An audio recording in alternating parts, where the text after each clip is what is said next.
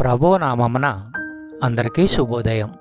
ఈరోజు దేవుని వాగ్దానము ఏమనగా, యోహాను రాసిన మొదటి పత్రిక 4వ అధ్యాయము 10-11 వచనములు. మనము దేవుని ప్రేమించితమని కాదు, తానే మనలను ప్రేమించి మన పాపములకు ప్రాయశ్చిత్తమై ఉండుటకు తన కుమారుని పంపెను. ఇందులో ప్రేమ ఉన్నది. ప్రియులారా, దేవుడు మనలను ఎలాగూ ప్రేమింపగా మన ఒకరినొకడు ప్రేమింపబద్ధులమై ఉన్నాము. సహోదరి సహోదరులారా, ప్రేమంటే ఇదే.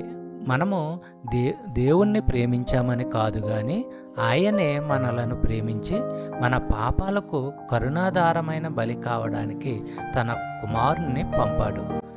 దేవుడు ఏమిటో తాము ఏమిటో వాటిని బట్టి విశ్వాసులు ఒకరి పట్ల ఒకరు ప్రేమ చూపాలి.